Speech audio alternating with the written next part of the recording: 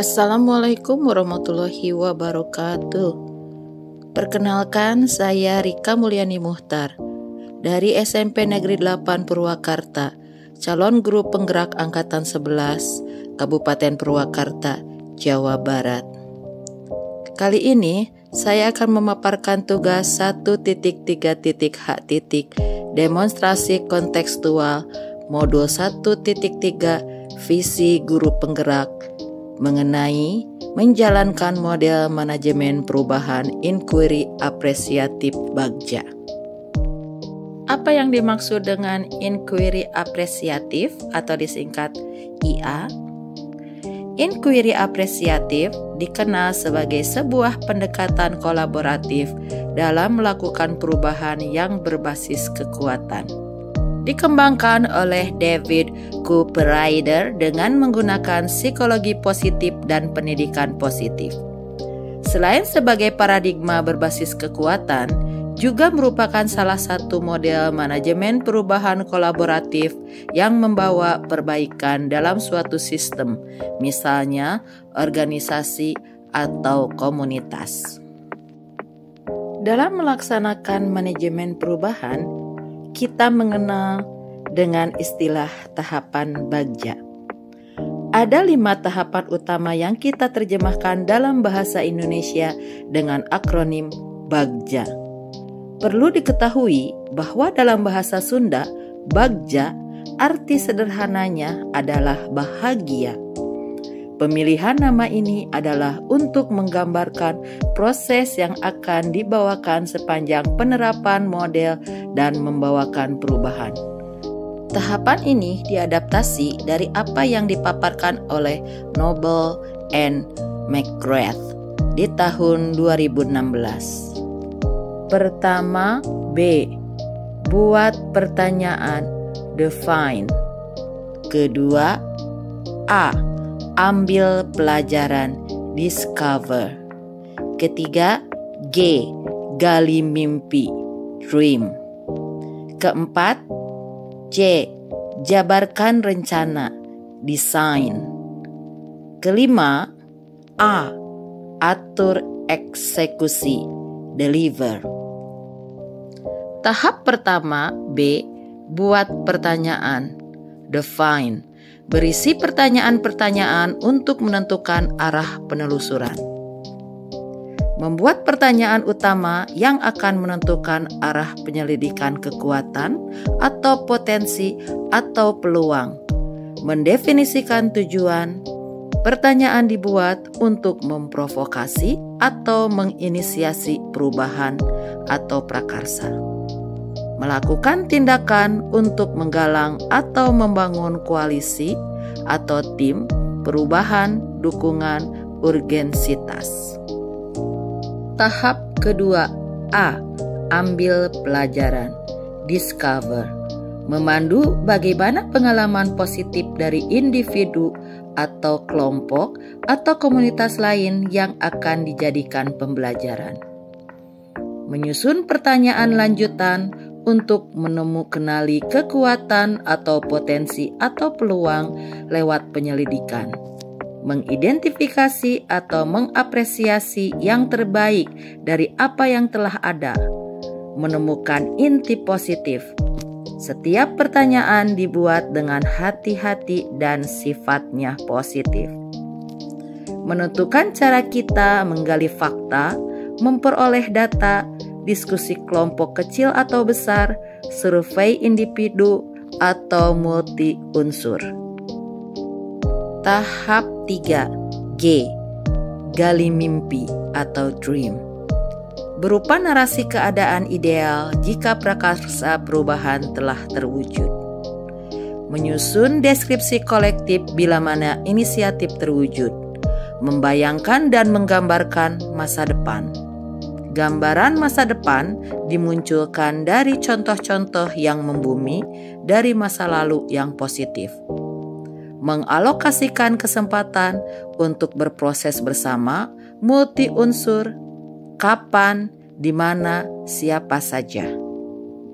Tahap keempat, J. Jabarkan rencana, desain.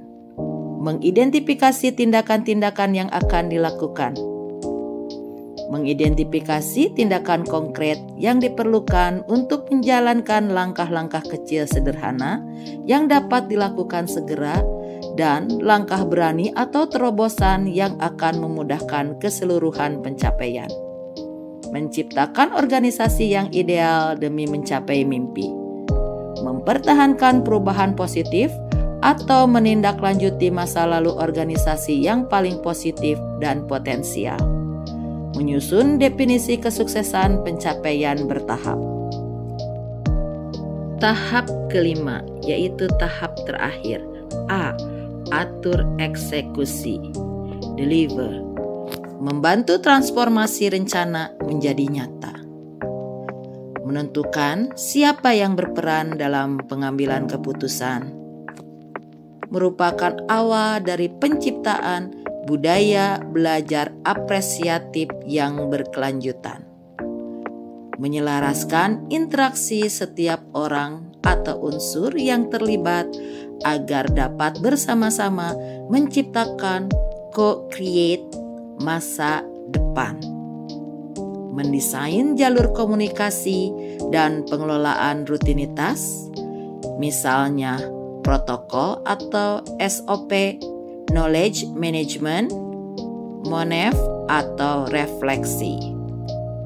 Telah mengetahui tahapan Bagja, sekarang kita rumuskan visi guru penggerak, yaitu terwujudnya pembelajaran merdeka yang mendorong peserta didik untuk kreatif, cerdas, dan berwawasan lingkungan yang didasari akhlak mulia dan kolaboratif. Dari visi yang telah disebutkan sebelumnya, saya membuat sebuah pernyataan prakarsa perubahan, yaitu meningkatkan kreativitas dan motivasi peserta didik melalui pembelajaran berbasis teknologi. Dari pernyataan prakarsa perubahan yang telah dibacakan, mari kita buat manajemen perubahan tahapan Bagja. Tahap pertama B, buat pertanyaan. Pertanyaannya, bagaimana cara meningkatkan kreativitas dan motivasi belajar peserta didik dalam pembelajaran berbasis teknologi? Penyelidikan atau tindakan yang dilakukan. Pertama, melakukan diskusi dengan kepala sekolah, PKS atau Wakasek, dan rekan sejawat. Kedua, mencari referensi dan praktik baik tentang cara meningkatkan kreativitas dan motivasi peserta didik dalam pembelajaran berbasis teknologi. Ketiga, mencari tahu karakter peserta didik berdasarkan asesmen diagnostik. Tahap kedua, A. Ambil pelajaran. Pada tahap ini, dibantu dengan 4 pertanyaan dan 4 jawaban sebagai bentuk penyelidikan atau tindakan. Pertanyaan pertama, siapakah guru yang terbiasa melaksanakan pembelajaran berbasis teknologi di kelas? Bentuk tindakan, mencari guru yang terbiasa melaksanakan pembelajaran berbasis teknologi di kelas. Pertanyaan kedua, apa saja kemampuan yang perlu dimiliki guru untuk melaksanakan pembelajaran berbasis teknologi? Bentuk tindakan, mencari tahu dan mencatat kemampuan apa saja yang perlu dimiliki untuk melaksanakan pembelajaran berbasis teknologi, seperti bertanya atau mewawancarai langsung, mengikuti berbagai praktik baik di dalam komunitas belajar, atau mengikuti pelatihan atau webinar yang sesuai. Pertanyaan yang ketiga, apa yang harus disiapkan terkait sarana atau prasarana untuk menunjang pembelajaran tersebut? Tindakan yang dilakukan, mendata sarana atau prasarana yang dimiliki sekolah untuk pengajuan perawatan atau perbaikan jika diperlukan. Pertanyaan keempat, apa yang harus dilakukan terkait kesiapan peserta didik? Bentuk tindakannya, memberikan sosialisasi mengenai pembelajaran berbasis teknologi dan mengetahui kesiapan dan antusiasme peserta didik. Tahap ketiga G, gali mimpi. Pada tahap ini, saya akan membuat 2 pertanyaan untuk membantu menentukan tindakan atau penyelidikan yang akan dilaksanakan.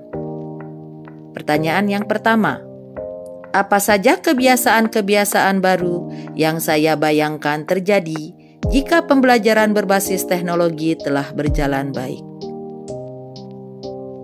Tindakan atau penyelidikan yang diharapkan adalah: pertama, peserta didik lebih tertarik dan termotivasi sehingga mendorong rasa gembira dan merdeka ketika mengikuti pembelajaran.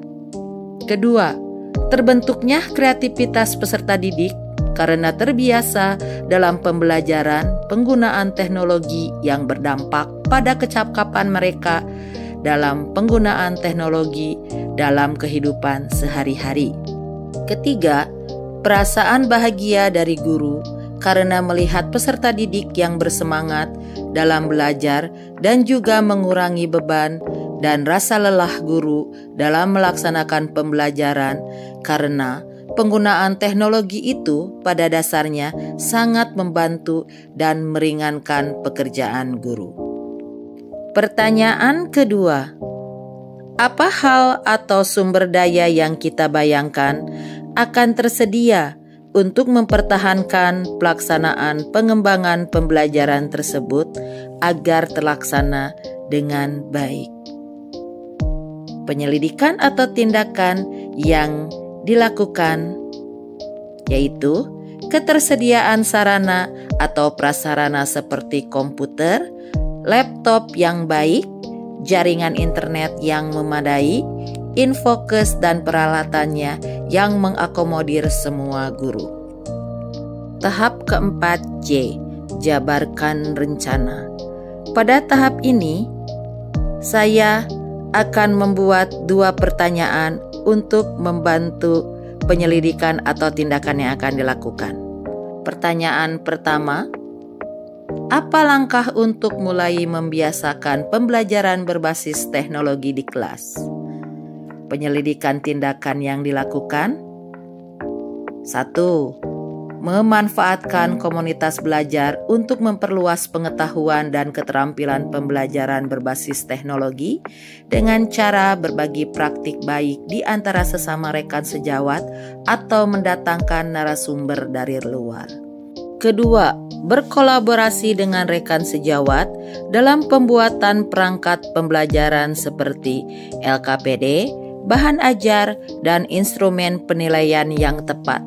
Ketiga, mengadakan peer teaching di kelas untuk memberikan contoh ataupun gambaran pelaksanaan pembelajaran berbasis teknologi. Pertanyaan kedua, bagaimana usaha menjaga keberlanjutan pembelajaran berbasis teknologi tersebut terlaksana dengan baik?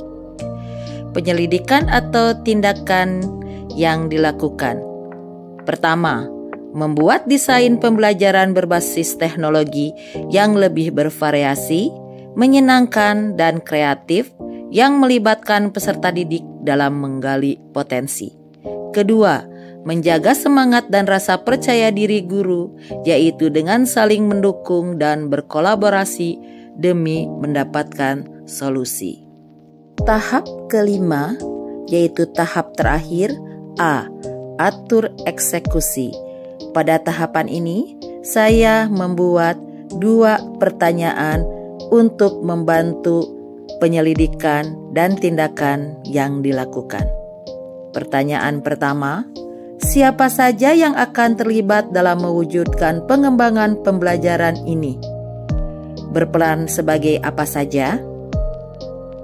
Tindakan atau penyelidikannya yaitu: yang terlibat dalam pengembangan pembelajaran ini adalah rekan sejawat, yaitu guru lain, PKS atau Wakasek, kepala sekolah, serta peserta didik.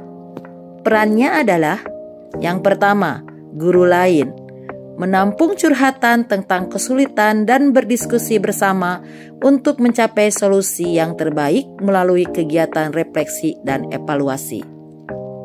Kedua, PKS atau Wakasek ataupun kepala sekolah, sebagai pengarah atau pemantau pengembangan pembelajaran melalui kegiatan monitoring atau evaluasi.